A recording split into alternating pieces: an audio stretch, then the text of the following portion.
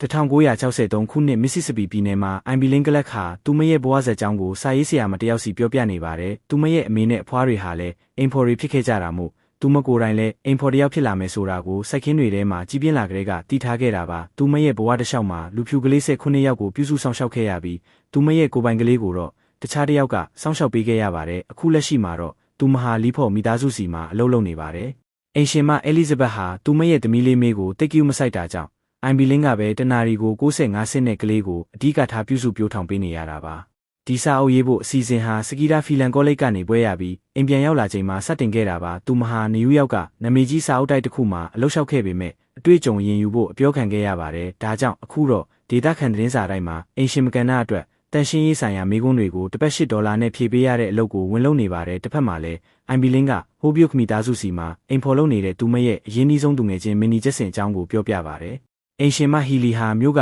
မျိုးသမီးတင်းရဲ့ခေါင်းဆောင်ဖြစ်ပြီးဂျူနီယာလိဂ်ရဲ့ဥက္ကဋ္ဌလည်းဖြစ်ပါတယ်။မကြသေးခင်ကမှသူမရဲ့အမေမစ်စစ်ဝေါ်ရာနေမကောင်းဖြစ်လို့အတူနေဖို့ခေါ်လာခဲ့တာပါ။ဒါဟာမင်းနီအတွက်နေရာဖယ်ပေးဖို့ကိုပိုင်အိမ်ဖော်ကိုအလုပ်ထုတ်လိုက်တာလည်းဖြစ်ပါတယ်။ဘာလို့လဲဆိုတော့မင်းနီဟာမြို့မှာလက်ရအကောင်းဆုံးထမင်းချက်ဖြစ်ပြီးဟီလီကလည်းမင်းနီလုပ်တဲ့ပိုင်မုံတွေကိုတိတ်ကြိုက်လို့ပါလွန်ခဲ့တဲ့4နှစ်ကအိုင်ဘီလင်းသားဆုံးရှုံးခဲ့ရတော့ကလည်းမင်းနီကပဲဘေးကနေကူညီပေးခဲ့တာပါ။ဒီနေ့ဟီလီကဖဲကစားပွဲကိုအိမ်ရှင်ဖြစ်လက်ခံကျင်းပတာကြောင့်မင်းနီနဲ့အိုင်ဘီလင်းတို့ဟာမိဖို့ချောင်ထဲမှာအလုပ်လုပ်ရင်အတင်းပြောခွင့်ရကြပါတယ်။ဟီလီဟာမင်းနီကိုသူတို့ရဲ့အိမ်သားမသုံးစေချင်လို့အိမ်သားသုံးစက်ကူမှာခဲတံနဲ့အမှတ်အသားတွေလုပ်ထားကြောင်းမင်းနီကပြောပြပါတယ်။ဒါကြောင့်လဲမင်းနီဟာကိုပိုင်စက်ကူကိုအမြဲဆောင်ထားရတာပါ။စကီဒါဟာလည်းဒီဝိုင်းကိုရောက်လာပြီးသူငယ်ချင်းဟောင်းတွေကနွေးနွေးထွေးထွေးကြိုဆိုကြပေမဲ့သူမအလုပ်ရတဲ့အကြောင်းပြောလိုက်တဲ့အခါအခြေအနေကအေးဆက်သွားပါတယ်။သူမဟာအိမ်ထောင်မပြဦးပဲအလုပ်လုပ်နေတာကြောင့်ထူးဆန်းတဲ့သူလို့အမြင်ခံနေရတာပါ။နောက်ထပ်အနေရခက်စရာတစ်ခုကတော့စကီဒါဟာတန်ရှင်းရေးကဏ္ဍအတွက်အိုင်ဘီလင်းစီကအကူအညီတောင်းဖို့အဲလီဇဘက်စီမှာခွင့်တောင်းလိုက်တာပါပဲ။အဲ့ဒီအချိန်မှာဖုံးမိလာပြီးအိုင်ဘီလင်းကသွားကင်လိုက်ပါတယ်။ဟီလီရဲ့ရေစာဟောင်းဂျော်နီနဲ့လက်ထပ်လိုက်တာကြောင့်ဝိုင်းပေခံထားရတဲ့အိမ်ရှင်မစီလီယာဖုတ်စီကဖုံးဖြစ်ပါတယ်။အဲလီဇဘက်ကဖုံးမကင်တာကြောင့်စီလီယာကအလှုပ်ရှာနေတဲ့အိမ်ဖော်ရှိရင်ပြောပေးဖို့အိုင်ဘီလင်းကိုအကူအညီတောင်းပေမဲ့အိုင်ဘီလင်းကမကူညီနိုင်ခဲ့ပါဘူး။အမျိုးသမီးတွေကစီလီယာကိုဝိုင်းလောင်ပြောင်းပြီးတဲ့နောက်အိမ်သားကိစ္စကိုပြောင်းပြောကြပါတယ်။ဟီလီဟာအိမ်ဖော်သုံးတဲ့အတွက်အဲလီဇဘက်ရဲ့အဲ့ဒီအိမ်သားကိုမသုံးကျင်ဘူးလို့ဆိုပြီးအိမ်ဖော်အတွက်တီးတက်အိမ်သားစောက်တင်တယ်လို့ပြောပါတယ်။လူမေးတွေမှာမတူညီတဲ့ယောဂဘိုးတွေရှိတယ်လို့ဟီလီကယုံကြည်နေရကြောင်းအိမ်တိုင်းမှာလူမေးကူတွေအတွက်တီးတက်အိမ်သားရှိရမယ်ဆိုတဲ့ကျန်းမာရေးစီမံချက်ကိုသူမကရေးဆွဲထားတာပါ။အစည်းအဝေးပြီးမှစကီဒါကအိုင်ဘီလင်းကိုသတင်းစာကဏ္ဍအတွက်ကူညီဖို့တောင်းဆိုရမှာအိုင်ဘီလင်းကလက်ခံလိုက်ပါတယ်။စကီဒါကဟီလီပြောသွားတဲ့အိမ်သားကိစ္စအတွက်တောင်းပန်ပြီးသူမတို့အိမ်ကအိမ်ဖော်ဟောင်းကွန်စတန်တင်းကြောင့်မေးပါတယ်။အိုင်ဘီလင်းဟာကွန်စတန်တင်းနဲ့သူငယ်ချင်းဖြစ်ပေမဲ့သူမဘယ်ရောက်သွားလဲဆိုတာကိုမသိပါဘူး။စကီဒါကကွန်စတန်တင်းအလုပ်ထွက်သွားတာလို့သိထားပေမဲ့အိုင်ဘီလင်းကတော့ဒါဟာမဟုတ်နိုင်ဘူးလို့တုံ့ပြန်ပါတယ်။စကီဒါကဆက်မေးဖို့ပြင်နေတော့မှပဲ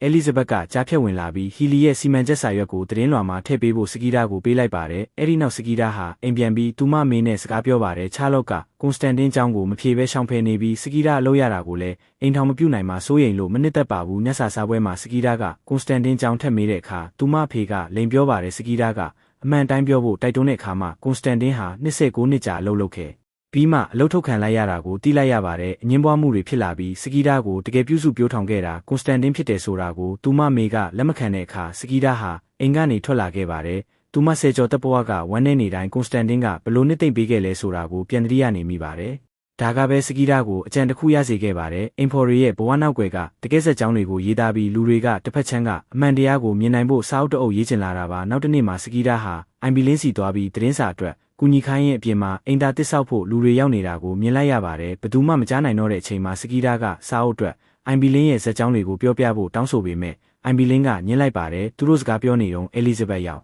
်လာပြီးအိမ်သားပို့ဆောက်တဲ့ကိစ္စနဲ့သူမယောက်ျားနဲ့ရန်ဖြစ်ကြပါတယ်။ကလေးမေးကငိုနေတာကြောင့်အိုင်ဘီလင်းကသွားချောတဲ့အခါအဲလီဇဘက်ကစကီဒါကိုအိုင်ဘီလင်းနဲ့စကားမပြောဖို့တားမြစ်လိုက်ပါတယ်။အဲဒီညမှာလေစင်နာမောင်းတိုက်ခတ်လာပါတယ်။မင်းနီဟာအပြင်ကအိမ်သားကိုသွားဖို့ကြောက်နေပေမဲ့ဟီလီကအိမ်ထဲကအိမ်သားကိုမတုံးခိုင်းပါဘူး။ဒါပေမဲ့မင်းနီကခိုးတုံးလိုက်တာကိုဟီလီတိသွားပြီးအလုပ်ထုတ်လိုက်ပါတယ်။ရက်နှဲငယ်ကြာမှာအိုင်ဘီလင်းရဲ့အိမ်သားတစ်ပြီးသွားတာကြောင့်သူမလဲအပြင်ထွက်သုံးရပါတယ်။ဒါပေမဲ့ကလေးမေးကသူမကိုမေမေရင်းလို့ခေါ်လိုက်တဲ့အခါစိတ်သက်သာရာရသွားပါတယ်။စကီဒါကအိုင်ဘီလင်းရဲ့ရက်ွက်ကိုလာပြီးထက်တောင်းဆိုတာကြောင့်အိုင်ဘီလင်းဘက်စကားလွတ်သွားပါတယ်။အိုင်ဘီလင်းကတော့မဲယုံနာလမ်းလျှောက်မိယုံနဲ့တင်သူမမျိုးသားတစ်ယောက်မိရှို့တက်ခံရတာကိုပြောပြပြီးအသက်အန္တရာယ်မစွန့်နိုင်ဘူးလို့ထက်ညင်းပါတယ်။စကီဒါကသူမရဲ့ဖုန်းနံပါတ်ကိုပေးခဲ့ပြီးလူဖြူမဟုတ်သူတွေလိုက်နာရမယ့်ဥပဒေတွေကိုလေ့လာကြည့်တဲ့အခါယွန်စရာကောင်းတဲ့စည်းကမ်းတွေကိုတွေ့လိုက်ရပါတယ် ဥပမာအားဖြင့်တန်းတူညီမျှမှုနဲ့ပတ်သက်တာတွေရေးသားရင်ထောင်ကျနိုင်တာလူဖြူနဲ့လူမင်းเจ้าတွေစာအုပ်ဖလှယ်ခွင့်မရှိတာလူမင်းစစ်တာတီကလူဖြူမျိုးသမီးတွေကိုဝန်ဆောင်မှုမပေးရတာစတာတွေပါအဲ့ဒီညမှာပဲမင်းနီကအိုင်ဘီလင်းစီဖုံးဆက်ပြီး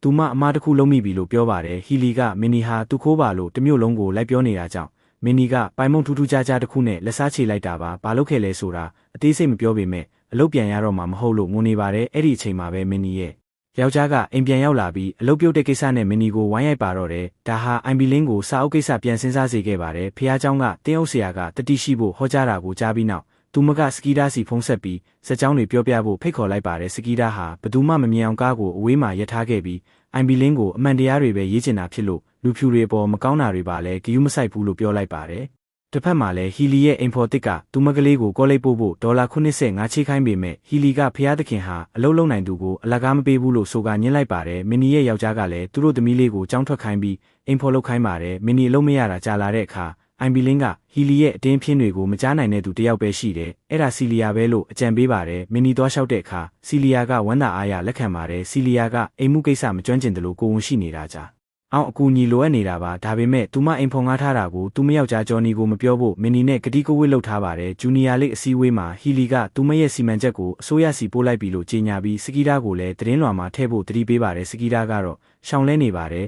အိုင်ဘီလင်းနဲ့အင်တာဗျူးတွေဆက်လုပ်နေပြီးအဲလီဇဘက်ဟာကလေးပေါ်ဘလောက်ဆိုးရွားလဲဆိုတာတွေကိုပါထည့်သွင်းပါတယ်မင်းနီကဒါကိုတိသွားပြီးအနေရများတဲ့အကြံစီလို့စူပူပေမဲ့ခဏကြာမှာပဲသူမကိုယ်တိုင်ပါဝင်လာပြီးစက်ကြောင်းတွေအများကြီးပြောပြပါတော့တယ်အခြားအိမ်ဖော်တွေကိုလည်းစီယုံပေးမယ်လို့ကတိပေးပါတယ်စနေနေ့မှာတော့စကီဒါဟာဟီလီရဲ့မိတ်ဆက်ပေးမှုနဲ့စတူဝတ်ဆိုသူနဲ့ချိန်တွေ့ရပါတယ်ဒါပေမဲ့စတူဝတ်ကရိုင်းရိုင်းဆိုင်ဆိုင်ပြုတ်မှုတာကြောင့်စကီဒါကစိတ်ဆိုးပြီးပြန်လာခဲ့ပါတယ်တစ်ဖက်မှာလည်းမင်းနီနဲ့စီလီယာတို့ဟာသူငယ်ချင်းတွေလိုဖြစ်လာပြီးစီလီယာကမင်းနီကိုလေးလေးစားစားဆက်ဆံပါတယ်စာအုပ်တိုက်ဒီတာကစာအုပ်ထုတ်ဖို့ဆိုရင်အိမ်ဖော်အနည်းဆုံး10နှစ်ရောက်လောက်ရဲ့ဇက်ကြောင်းလိုရလို့စကီဒါကိုအကြောင်းကြားပါတယ်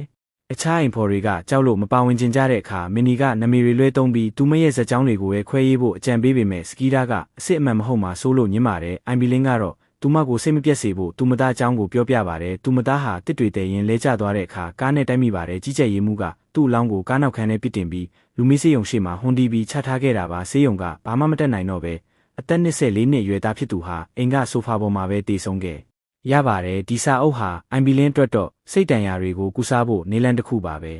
နောက်တစ်နေ့မှာစတူဝတ်ကစကီဒါစီလာတောင်းပန်ပါတယ်သူဟာအချစ်ဟောင်းနဲ့လမ်းခွဲထားရလို့စိတ်မကောင်းဖြစ်နေချိန်ဟီလီကအတင်းလွတ်လိုက်တာကြောင့်မူပြီးရိုင်းမိတာလို့ဆိုပါတယ်စကီဒါကသူမရဲ့ထင်မြင်ချက်တွေကိုပွင့်ပွင့်လင်းလင်းပြောပြတာကိုစတူဝတ်ကသဘောကျသွားပြီးသူတို့နှစ်ဦးပြန်ဆင်ပြေသွားပါတယ်စကီဒါဟာသတင်းလွှာကိုရေးတဲ့အခါဟီလီရဲ့အင်ဂျီလူဆိုတဲ့စာသားကိုအင်တာလူလို့တမင်ပြောင်းရေးလိုက်ပါတယ်ဒါကြောင့်နောက်တစ်နေ့မနက်မှာဟီလီရဲ့ခြံထဲမှာအင်တာဟောင်းတွေအပြည့်ရောက်နေပါတော့လူခွင့်ရေးတကြော့လှရှားသူမက်က eBay ရဲ့တိုက်ပွဲဝင်မှုတွေဟာ TV မှာခေတ်စားနေပေမဲ့စကီဒါရဲ့အမေကတော့အိမ်မှာအဲ့ဓာတွေကိုမကြည့်ခိုင်းပါဘူးအဲ့ဒီညမှာပဲ eBay ဟာသူ့ကလေးတွေရှေ့မှာတင်လှုပ်ကြံခံလိုက်ရပါတယ်အိုင်ဘီလင်းဟာကြောက်လန့်တကြားနဲ့မင်းနီအိမ်မှာပုန်းနေရပြီးစာအုပ်ကိစ္စအတွက်ပိုဆိုးရိမ်လာကြပေမဲ့ဆက်လုပ်ဖို့ပဲဆုံးဖြတ်ကြပါတယ်နောက်တစ်နေ့မှာစီလီယာကိုဝန်ပြက်ကြပြီးသွေးတွေထွက်နေတာကိုမင်းနီတွေ့သွားပါတယ်မင်းနီကပြုစုပေးရင်စီလီယာရဲ့ရှိုးဝက်ချက်ကိုတီးလိုက်ရပါတယ်သူမဟာကျော်နီနဲ့ကိုဝန်ရှိလို့လက်ထပ်ခဲ့တာဖြစ်ပြီးတလအကြာမှာကလေးပြက်ကြခဲ့ပါတယ်အခုဆို4ယောက်မြောက်ရှိပြီဖြစ်ပေမဲ့ဂျော်နီကိုတော့မပြောပြရဲပါဘူးဂျော်နီထားခဲ့မှာကိုစီလီယာကကြောက်နေတာပါနောက်ပိုင်းမှာတော့ဟီလီရဲ့အိမ်ဖော်ဟာလက်စွပ်တကွင်းခိုးတယ်ဆိုတဲ့ဆွဆွဲချက်နဲ့ဖမ်းဆီးခံရပါတယ်ဒါကိုမြင်လိုက်ရတဲ့အခြားအိမ်ဖော်တွေဟာဒေါသထွက်ပြီးစကီဒါရဲ့စာအုပ်အတွက်သူတို့ရဲ့ဇာတ်ကြောင်းတွေကိုလာပြောကြပါတော့တယ်သူတို့ပြုစုပြောထောင်ပေးခဲ့တဲ့ကလေးတွေကကြီးလာတဲ့အခါသူတို့မိဘတွေလိုပဲရိုင်းဆိုင်လာကြတဲ့အကြောင်းတွေကအဝမ်းနဲ့ရဆုံးပါပဲဂျူနီယာလိရဲ့ပွဲတစ်ခုမှာစီလီယာကပိုင်မုံယူပြီးသွားပေမဲ့အမျိုးသမီးတွေကသူမကိုဝိုင်းရှက်ခွဲကြပါတယ်မင်းနီကစီလီယာကိုဟီလီတို့နဲ့မပတ်သက်ဖို့တတိပေးပြီးသူမတို့ကစီလီယာကိုမုန်းတာဟာဂျော်နီကိုယူလိုက်လို့ဖြစ်ကြောင်းရှင်းပြပါတယ်စီလီယာကတော့ဂျော်နီကဟီလီကိုဖောက်ပြန်ခဲ့တယ်လို့သူတို့ထင်နေတာလို့မှားယွင်းနားလည်သွားပါတယ်မင်းနီရဲ့ကိုဘောကဒဏ်ရာတွေကိုမြင်တော့စီလီယာကဆေးထည့်ပေးပြီးသူမယောက်ျားကိုပြန်ချဖို့တိုက်တွန်းပေမဲ့မင်းနီကတော့သူမကလေးတွေအတွက်တီးခတ်နေရပါတယ်အဲ့ဒီနောက်တမရကနေဒီလောက်ကြံခံရပြန်ပါတယ်အိုင်ဘီလင်းတို့ကြောက်နေချိန်မှာမင်းနီကအကာအကွယ်ဖြစ်သူမလုပ်ခဲ့တဲ့ဆိုးရွားတဲ့ကိစ္စကိုစာအုပ်ထဲထည့်ခိုင်းပါတယ်အဲ့ဒါကတော့သူမဟာဟီလီကိုကျွေးတဲ့ပိုင်မုံထဲမှာသူမရဲ့မစင်တွေကိုထည့်ကျွေးခဲ့တာပါဟီလီရဲ့အမေကဒါကိုမြင်ပြီးတဟားဟာရေမောခဲ့တာကြောင့်ဟီလီကသူမအမေကိုလူအိုယုံပို့လိုက်တာပါဟီလီဟာသူမစင်စားခဲ့ရတာကိုဘသူ့ကိုမှသိစေချင်မှာမဟုတ်တဲ့အတွက်ဒီဇလန်ဟာသူမတို့မြို့ကမှန်တိသွားရင်တောင်ဟီလီကဒါကိုဖုံးဖိပေးလိမ့်မယ်လို့မင်းနီကယုံကြည်နေပါတယ်ပရဟိတပွဲမှာစီလီယာဟာမူပြီးဟီလီကိုတွားရှင်းပြရာကနေကာဝင်လက်စကပြစ်ထွက်သွားပြီးပြစ်ဒနာတက်ပါတယ်စီလီယာဟာဒီလိုလူနေမှုဘဝနဲ့မထိုက်တန်ဘူးလို့ခံစားရပြီးဂျော်နီကိုထားခဲ့ဖို့ပြင်ပေမဲ့ မင်းနီကတားဆီးပေးပါတယ်တစ်ဖက်မှာလည်းစကီဒါဟာကွန်စတန်တင်းကျောင်းကိုသူမမေစီကနေအမှန်တိုင်းတီးလိုက်ရပါတယ်ချာလော့ဟာအဲ့ဒီတွေရှိမှအနေရခတ်အောင်လုပ်ခဲ့တဲ့ကွန်စတန်တင်းရဲ့တမီးကြောင့်ကွန်စတန်တင်းကိုအလုထုတ်ခဲ့တာပါနောက်ပိုင်းမှာပြန်ခေါ်ဖို့သွားရှာပေမဲ့ကွန်စတန်တင်းကတေဆုံးသွားခဲ့ပါပြီစာအုပ်ဟာအမီမဖော်ပဲထွက်လာပြီးအောင်မြင်မှုရခဲ့ပါတယ်မစ်စစ်ဝေါ်ဒါကလူအိုယုံမှာအဲ့ဒီစာအုပ်ကိုဖတ်ပြီးပိုင်မုံဇလန်ကိုတည်သွားတဲ့အခါဟီလီကိုဖတ်ကြည့်ဖို့လမ်းပြောပါတယ်စတူဝတ်ကတော့စကီဒါကဒီစာအုပ်ကိုရေးတာတည်သွားတဲ့အခါသူမကိုအတကြီးရဲ့လို့ဆဲဆိုပြီးလမ်းခွဲသွားပါတယ်ဟီလီဟာစာအုပ်ဖတ်ပြီးနောက်အယူနှံဖြစ်သွားပြီးစကီဒါကိုတရားစွဲမယ်လို့ချိန်ချောက်ပါတယ်ဒါပေမဲ့စကီဒါကပိုင်မုံဇလန်ကိုပြန်သတိပေးလိုက်တဲ့အခါဟီလီဘာမှမလုပ်နိုင်တော့ပါဘူးချာလော့ကလည်းဟီလီကိုအိမ်ကနေမောင်းထုတ်လိုက်ပြီးစကီဒါအတွက်ဂုဏ်ယူကြောင်းပြောပါတယ်မင်းနီကတော့ဂျော်နီကသူမကိုအမြဲတမ်းအလုပ်ခံထားမယ်လို့ကတိပေးတဲ့အတွက်ခွန်အားတွေရပြီးသူမရဲ့ရက်ဆက်တဲ့ယောက်ျားစီကနေကလေးတွေကိုခေါ်ပြီးထွက်လာခဲ့ပါတယ်ဖះเจ้าမှာအိုင်ဘီလင်းနဲ့မင်းနီတို့ကိုလူတွေကတောင်းဖြကြိုဆိုကြပါတယ်စကီဒါကနယူးယောက်မှာအလုပ်ရပေမဲ့သူမတို့နှစ်ယောက်ကိုပြစ်မသွားချင်ပါဘူးဒါပေမဲ့အိုင်ဘီလင်းတို့ကသူမကိုဘဝတစ်အတွက်သွားဖို့တိုက်တွန်းလိုက်ပါတယ်နောက်ဆုံးမှာတော့ဟီလီဟာအိုင်ဘီလင်းကိုငွေတဲ့ပစ္စည်းတွေခိုးပါတယ်လို့အဲလီဇဘက်စီမှာတွားလိန်ပြောပါတယ်အဲလီဇဘက်ကအိုင်ဘီလင်းကိုအလုထုတ်လိုက်ပါတယ်အိုင်ဘီလင်းကဟီလီကိုဘာသာတရားမရှိတဲ့မိန်းမလို့ပြန်ပြောလိုက်တဲ့အခါဟီလီငိုပြီးထွက်သွားပါတယ်ကလေးမေးကအိုင်ဘီလင်းကိုမတွားဖို့တားပေမဲ့အိုင်ဘီလင်းကတော့သူမရရှိခဲ့တဲ့အောင်မြင်မှုတွေအတွက်နောင်တမရပဲဂုဏ်သိက္ခာရှိနဲ့လမ်းလျှောက်ထွက်ခွာသွားပါတော့တယ်